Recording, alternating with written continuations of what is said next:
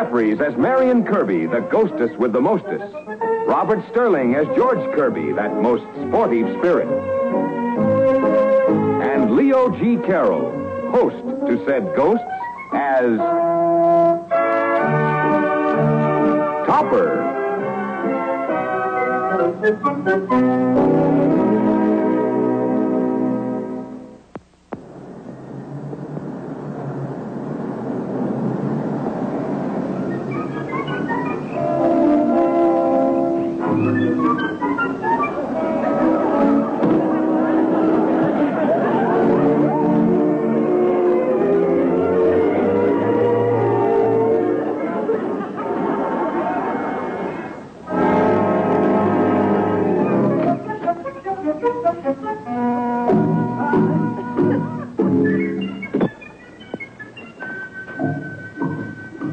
Thank you, George. And my newspaper? Get it yourself, old man.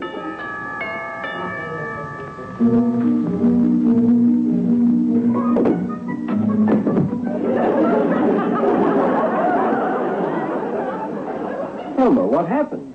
I was just picking up your paper for you. I always seem to be falling over things. Perhaps if you'd go where you're looking. Where's Henrietta? She's in her room. Why? What's up? He's coming. Who is?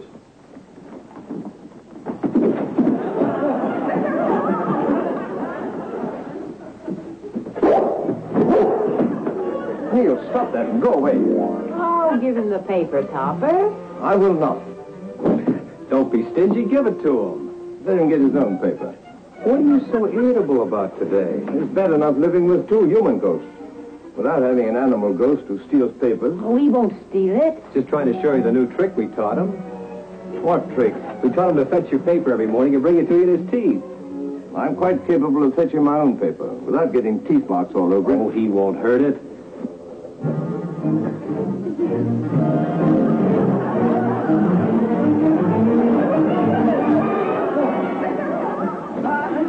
Isn't he cute? Neil, come back here. I thought he was supposed to bring the paper to me. Oh, we haven't taught him that part of the trick yet.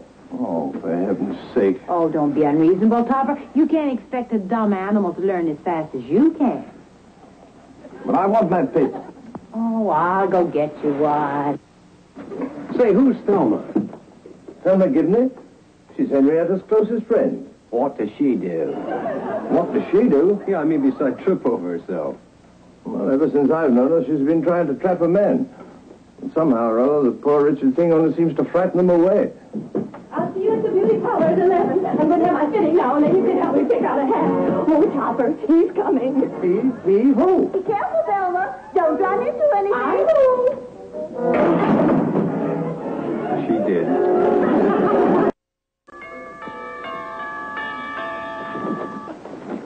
Oh. Hello, Cosmo. Hello, Henrietta. Hello, dear. Won't you come in?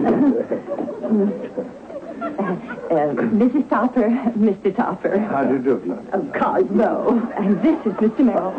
Oh, I'm sorry. Goodness. Oh, no harm done. Well, I'm certainly glad to meet you two people. Heard a lot about you from the little lady. Let me take your hat. Oh, that's all right. I stick it down a bit. Don't be nervous, dear. Isn't that a new coat? Yes, brand new. This afternoon. Oh, well, let me help you off with it. Thanks. Thanks. There we are. Oh, it seems to be stuck. Hey, let me see. Perhaps it's a tear in the lining. Yeah, it's my bag. Your bag. I forgot it was in my hand. Well, let's take a look here. Oh. Yeah, it's there, all right. Just a minute. There she blows. Come along in, old man. Yeah. Oh, Ed's so clever. He can fix anything. Now, Thelma, just relax and enjoy yourself. Would you like a martini, Mr. Merrill? I sure would, but make it Ed. Ed? Oh, you. I thought you meant a new kind of martini. Oh, I'm sorry. Can I help you? No. Here, let me. What business are you in, Mr. Ed? Oh, I'm in the insurance game. And you? I'm in the banking game. Ed's in business for himself. Aren't you, Ed? That's a nice game. I mean, it's nice. Well, it's not that I mind working with other people. But I always say when you're in business for yourself, you can take out the money whenever you want to, right? It's not quite that easy in a bank. Usually someone's looking. That's very good. That's very good.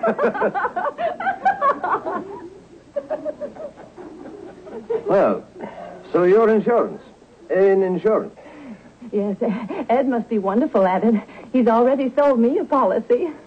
That's pretty fast work. Well, after the little accident, when the little lady ran into me with the car, I thought she'd better take out a little collision policy. And quite right, too. Do you mean to say you've never been insured for collision? Oh, yes. But this is much bigger. How do I look? 14 trips to her neighborhood dentist. And now she has the most attractive man in town. What do you think you're doing? Well, I was just going to pour her a drink. Oh, go ahead.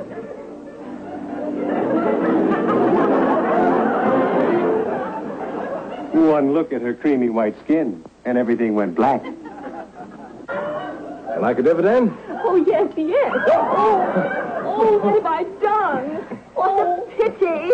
I'll get a towel. Oh, let it soak in. That's what gin's for, isn't it, to soak in? What happened? Oh, Thelma's trying to drown him with martinis. What a beautiful way to die. Velma? Oh, George, stop her. No. We promised not to help. Thelma. Oh, I'm sorry. Oh. Now, I don't want you folks to get all upset about this. After all, cocktail sandwiches go with cocktails. It's all my fault. I'm so clumsy. Oh, not a bit of it. Now, I'll tell you what you do. I'll just go home and change my suit, and then I'll be right back to take you to dinner. Either he's in love or he's crazy. I never met a sweeter man. Never. He's a phony. He certainly is. I sure think you folks are swell, too. Well, I'll be seeing you. Really, Thelma, you must be more careful. Oh, I'm going to be. I just can't let anything happen to me again. I just can't. You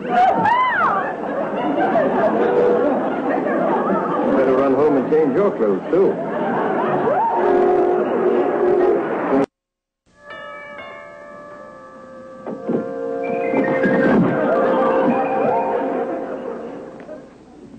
Thelma, you must keep your head off our floor. Oh, it's all right. I'm beginning to get used to it. Where's Henrietta? Having breakfast. Come in. Well, go on, Thelma. Not Mr. Merrill. Oh, Henrietta, it was wonderful. He's the nicest man. He's certainly the most patient. I hope you didn't have any more accidents. Well, just one little one. It was when he took me home. Oh, Henrietta. He did? Carlo. Go on. Well, he put his arm around me, and then I lost it. His arm? Could happen with Thelma. No, my latchkey. I lost it in the bushes. What were you doing in the bushes? Oh, we were in the porch. Only I got a little excited when he put his arm around me, and I got the key. How did you get in the house? Oh, Ed Jimmy'd opened one of the windows. He's ever so clever. Practice makes perfect. Then, having shown you how easy it is, I suppose he sold you a policy against robbery and loss, How did you know? Intuition. Thelma, do you think it's quite wise to buy all these policies so fast? Oh, yes, Ed said I could be robbed today. Ed should know. No, Topper, I think that's mean. Why should Ed want to insure me and then rob me? He was only joking, weren't you, Cosmo? Oh, no, he wasn't. He meant every word of it. And I thought he liked me. I do like you. I'm very fond of you. I'm devoted to you. Oh, no, you aren't. If you were, you wouldn't be so mean about Ed. We're only thinking of your own good, Thelma. Well, I guess I know what's good for me better than you do. And if you don't trust Ed, well, I just... I just won't bring him over here anymore. I'm afraid this is serious. You better go after her, Henrietta. Tell her I'm heaping ashes on my head. Or even getting into the oatmeal.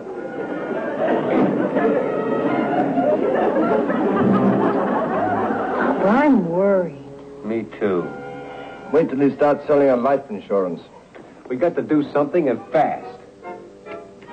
Say, what if... No. Nice try, dear. Say, we could scare him out of the house. And Thelma with it. Hey, wait a minute. I think I have something. Later. Cosmo, I'm sorry I lost my temper. No, Thelma, don't apologize. You were perfectly right. I was? If Ed sold you a policy against robbery, he'd be the last person to want to see you robbed.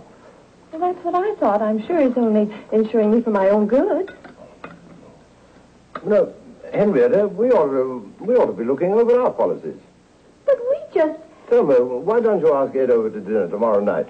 Then he and I can have a little talk about my insurance situation. Oh, he'd love that. But Cosmo... Well, Henrietta, if you'd rather not. Oh, no, dear, we'd love to have you. What shall I tell him to wear? Something waterproof. Tell him not to dress. And look out for that wall. I will.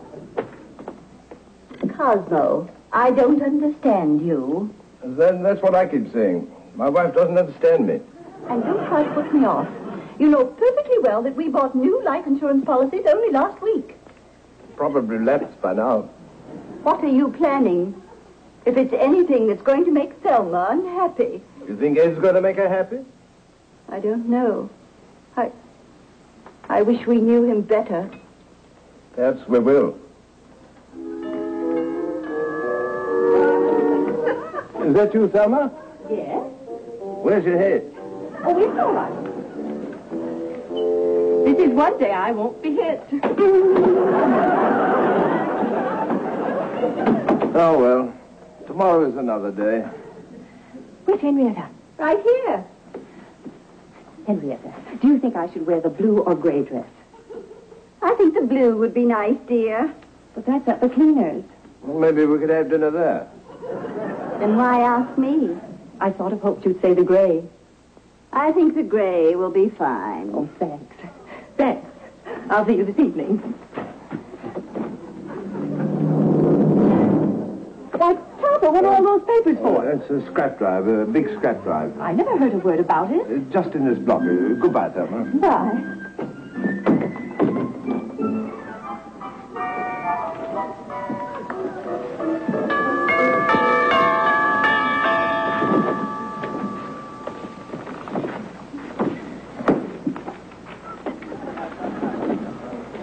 Where's that dog? Oh, he's out. Yeah, he's on his paper route. He's picking up all the papers in the neighborhood. Well, he brings them to you, doesn't he? And now you won't have to subscribe anymore. What about the neighbors? Oh, you can tell them the news. You and your trained dog.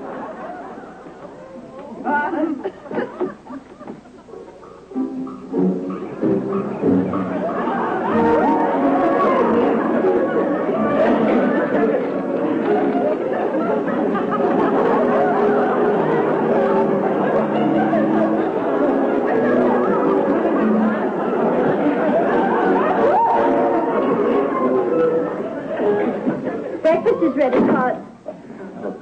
What are you doing with all those papers? I thought we might have a little bonfire. Breakfast out of doors for a change.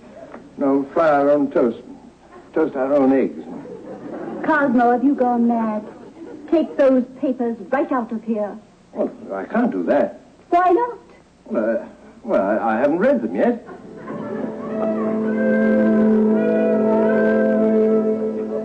The little lady tells me you've been thinking of taking out some additional insurance.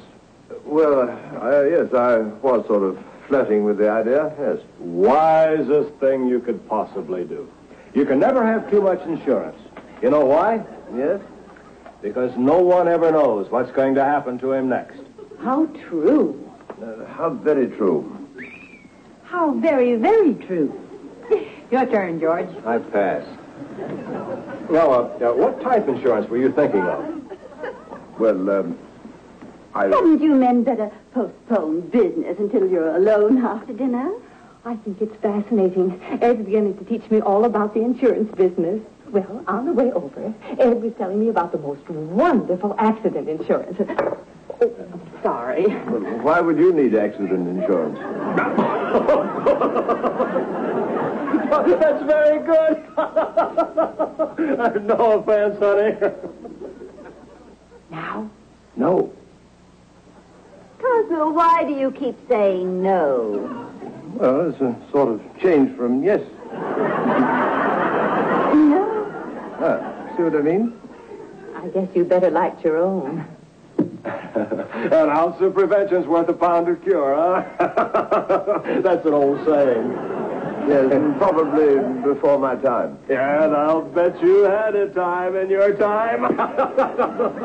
Now, yes. Drink up, everybody. I think it's time for dinner. My bracelet. What about it? I must have dropped it. So, maybe it's on the floor. Are you sure you had it on? Oh, I'm positive. I remember Ed admiring it on the way over. Remember, Ed? Yeah, well, maybe it's on the couch. I remember Ed said, I'll bet that bracelet cost a pretty penny. It isn't here. I wouldn't worry about it. You're insured. I'm sure it would be all right. Maybe it's in your bag. My bag? What now? Well, that's gone, too. Impossible. Did Ed admire that, too? What are you getting at? I just wanted to make sure that she didn't leave it at home. Oh. No, I don't think so.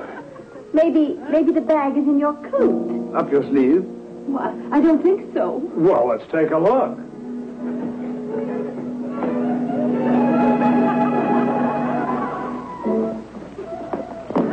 Now, the coat's gone. Gone? Gone? But I hung it in there. I know I did. Are you sure you brought it with you? Well, if she's not sure I am, I took it off her. Oh, so you admit it? Well, I mean, I helped her off with it. Well, the bracelet may have been in the bag. The bag may have been in the coat. Maybe the coat was in something. The coat was in the closet. The closet's in the hall. The hall is in the house. And the house is... No, I don't think that'll get us any place. But I can't have lost all those things. It just doesn't make sense. Well, I wouldn't worry about it if I were you. You're insured. Well, I worry. You do. Yes, I do. If you ask me, this was a put-up job. Ed, what do you mean? I mean, I think you and these two are in this thing together. What? Did you hear what he said? Distinctly. Ed, you don't mean that. You can't. Oh, don't play games with me, pretending to be so innocent and so clumsy, getting me to insure you just so you could collect. Just one moment, Mr. Merrill. No, Henrietta, let me. Why, you're nothing but a cheat. You only went around with me in order to get me to buy insurance from you. Well, you can just keep the money. And don't worry about my putting in any claim. I'm just glad I lost all those things. Because it made me find out about you. You mean you won't make a claim? Good night, Mr. Merrill. Yeah, well, now, just a moment. Perhaps I was a bit hasty. Out. Okay, where's my hat? You sure you brought it with you? Don't start that again.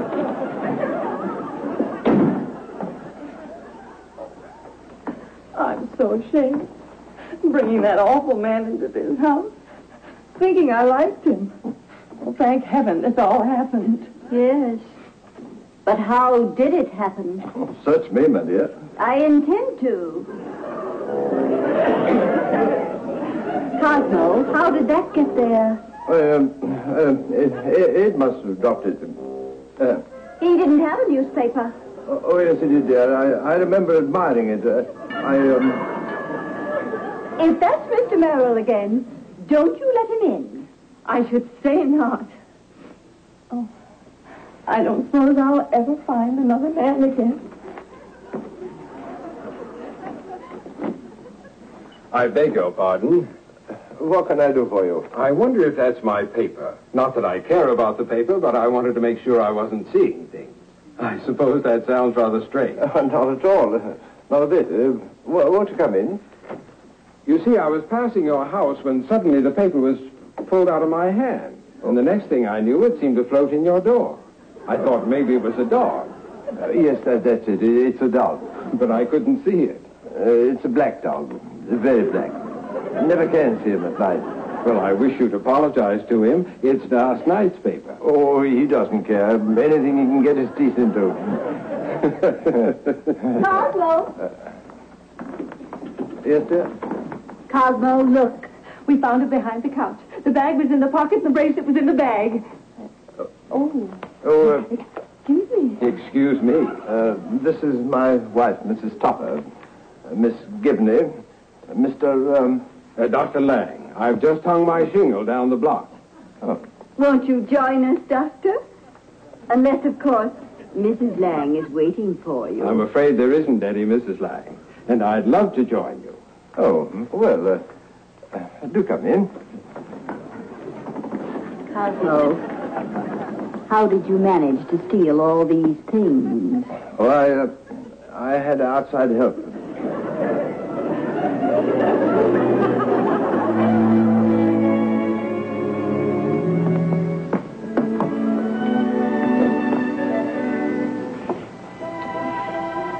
No, thank you.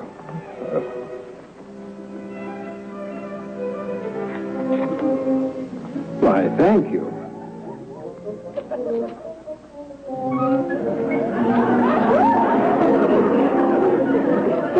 Strange. Please don't bother. I can never make things work either. You can?